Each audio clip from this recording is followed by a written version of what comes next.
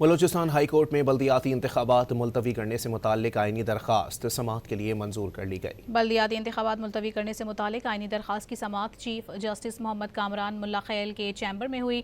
درخواست گزاروں میں بلوچستان عوامی پارٹی، پیپلز پارٹی، مسلم لیگ نون، ANP اور پشتونخوا نیشنل پارٹی شامل تھے۔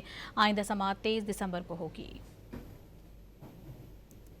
بلوچستان ہائی کورٹ میں بلدیاتی انتخابات ملتوی کرنے سے متعلق آئینی درخواست سماعت کے لیے منظور کر لی گئی۔ بلدیاتی انتخابات ملتوی کرنے سے متعلق آئینی درخواست کی سماعت چیف جسٹس محمد کامران ملا خیل کے چیمبر میں ہوئی۔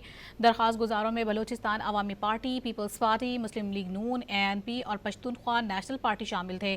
آئندہ سماعت 23 دسمبر کو ہوگی۔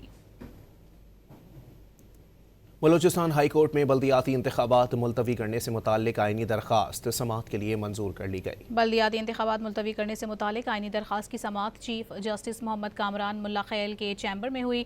درخواست گزاروں میں بلوچستان عوامی پارٹی، پیپلز پارٹی، مسلم لیگ نون، ANP اور پشتونخوا نیشنل پارٹی شامل تھے۔ آئندہ سماعت 23 دسمبر کو ہوگی۔